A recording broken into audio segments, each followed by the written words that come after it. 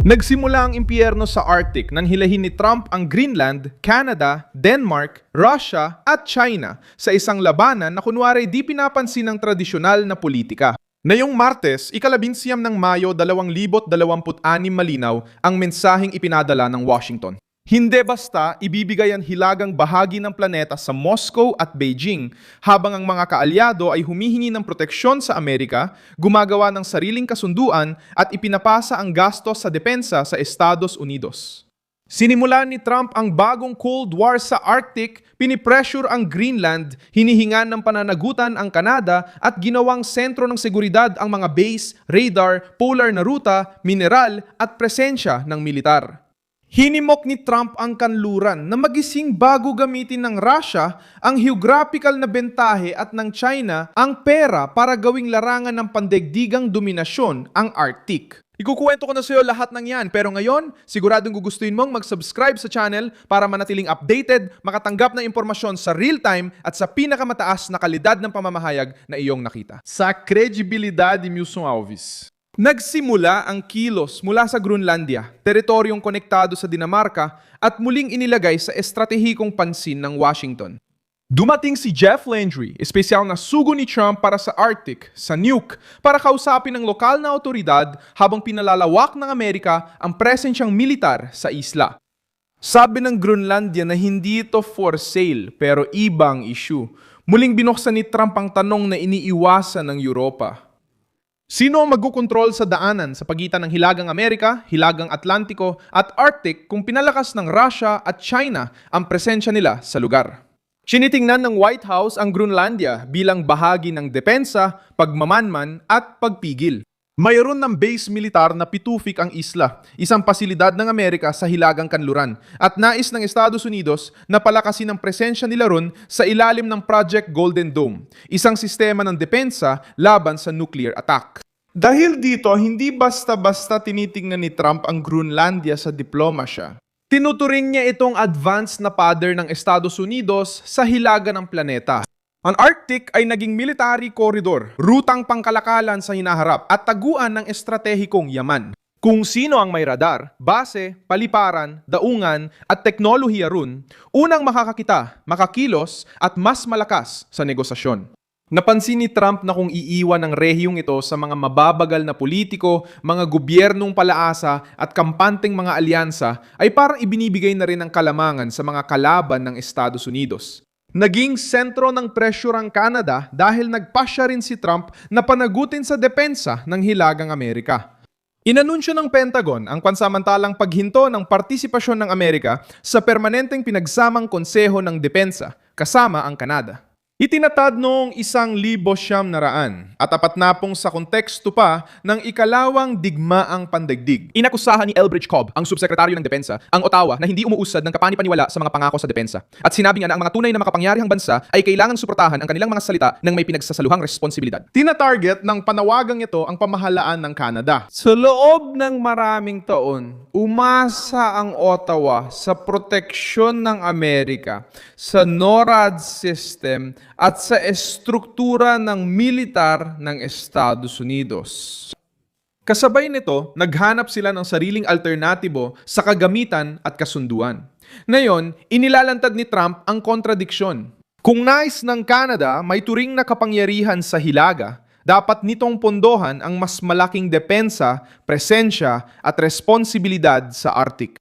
Lumitaw ang Sweden sa usaping ito dahil inalok ng sub sa Canada ang 72 Gripen fighter jets at 6 na Global Light na eroplano. Kasama ito sa pagsusuri ng Canada sa kanilang mga fighter jets sa hinaharap at nangangako ng trabaho at higit na kontrol sa industriya. Para kay Trump, ipinapakita ng ganitong uri ng negosasyon na gusto ng mga kaalyado ang otonomiya kapag bumibili sila, pero patuloy pa rin silang umaasa sa payong proteksyon ng Amerika kapag dumating ang banta. Naglabas sina Vladimir Putin at Xi Jinping ng pahayag sa Beijing ukol sa multipolar na mundo at mga bagong kasunduang bilateral. Pinagmamasdan ng Washington ang Moscow at Beijing na gustong baguhin ang pandaigdigang kaayusan lalo na sa hilagang bahagi ng planeta. Nakikita ito ni Trump. Kung hindi maglalagay ng presyon ang Estados Unidos ngayon, magiging manyobrahan ng mga kalaban ang Arctic gamit ang soberanya, enerhiya at ruta bilang armas pampulitika.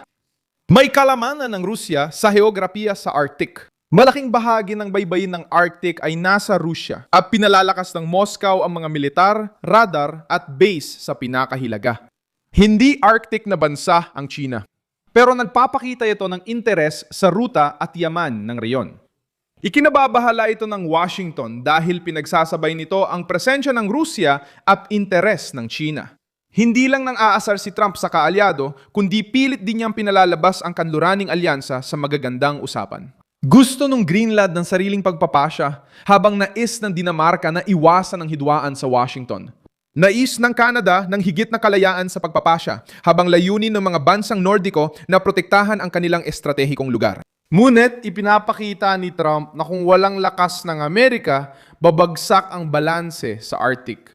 Ipinapakita rin ng krisis ang kaibahan ng pamumuno at pamamahala. Kadalasan, tumutugon ang mga pamahalaang Europeo sa mga pahayag, pagpupulong at pangako. Sumagot si Trump sa pamamagitan ng pagtutok sa patakarang pangsiguridad, alam niyang ang makabagong digmaan ay di lang nagsisimula sa paglulunsad ng misil. Nagsisimula ito kapag may pagbabago sa ruta, may bagong base, nagsimulang magbantay ang satellite, naging mahalagang militar ang daungan, o napansin ng makapangyarihang bansa ang pagpapabaya ng kalaban.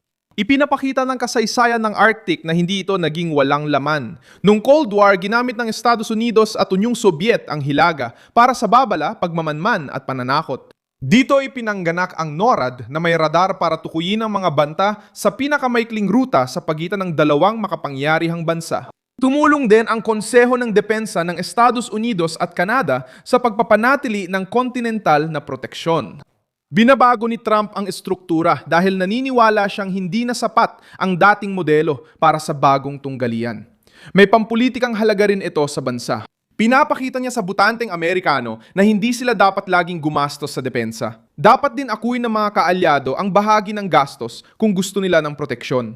Kung gusto nila ng otonomiya, kailangan nilang ipakita ang kanilang kakayahan. Kung nais nilang makipagnegosasyon sa Washington, dapat nilang maunawaan na ang Estados Unidos ni Trump ay hindi na pumapayag na maging libreng sigurong militar, habang ang ibang gobyerno ay nagpapahayag ng kasarinlan. Ang Greenland ang naging pinakakitang-kitang muka ng alitang ito dahil ito ay nasa lugar kung saan nagtatagpo ang Hilagang Amerika at Europa sa bandang Hilaga. Ang mas malaking presensya ng Amerika ron ay nagpapabuti sa pagbabantay, nagpapalakas sa tugon militar at naglalagay ng presyon sa Rusya at China bago pa nila gawing lugar ng impluensya ang Arctic. Ito ay isang mahalagang bahagi ng mapa ng depensa ng kanluran. Alam ng Canada na mananatili ang presyon. Ang pansamantalang paghinto sa Konseho ng Depensa ay hindi agad pagtalikod sa alyansa, kundi isang matinding babala. Sinusuri ng Washington kung epektibo pa ang mga lumang forum para sa depensa ng Hilagang Amerika. Samantala, ginagamit ni Trump ang pagkailang. Bilang kasangkapan, inilalabas niya ang mga kaalyado sa comfort zone at pinipilit ang bawat gobyerno na magdesisyon kung magrereklamo lang ba sila o handang magpasa ng tunay na pasaning militar. Binalanse ng Denmark ang soberanya, relasyon sa Greenland at pagdepende sa Alyansang Atlantiko, ngunit binabawasan ng presyur ng Amerika ang puwang para sa kalabuan. Maaring labanan ng Copenhagen ang estilo ni Trump, ngunit di nila pwedeng baliwalain na ang Arctic ay sentro na ng tunggalian ng malalaking kapangyarihan. Pinalawak ng Denmark ang mga pamumuhunan sa militar sa reyon nitong mga nakaraang taon dahil alam nilang totoo ang banta. Kasulukuyang may matinding negosasyon. Igigit ng Greenland na hindi ito ipinagbibili habang puprotektahan ng Denmark ang kanilang posisyon. Mapipilit ang gumastos ang Canada at gumawa ng mas mahuhusay na pasya tungkol sa depensa nito. Susubukan ng Russia at China ipakita ang pagkakaisa nila. Nagsimula ang kaguluhan dahil inalis ni Trump ang Arctico mula sa gilid ng diplomasya at inilagay niya ang reyon sa sentro ng makabagong Cold War. Dumadaan ng tunggalian sa Nuuk, Ottawa, Copenhagen, Moscow at Beijing. Simple rin ang mensahe mula sa Washington. Kung gusto pag-usapan ang soberanya, alyansa at seguridad sa Hilaga, dapat ding talakayin ang lakas, base militar, depensa, pera at presensya ng Amerika. Ako si Milson Alves, internacionalista. Layunin kong panatilihin kang laging may wastong kaalaman araw-araw batay sa katotohanan. Nasa video description ang mga news link. I-like ang video, mag-subscribe at sa huli, basahin ang mga komento para mas maging aktibo sa komunidad ni Milson Alves.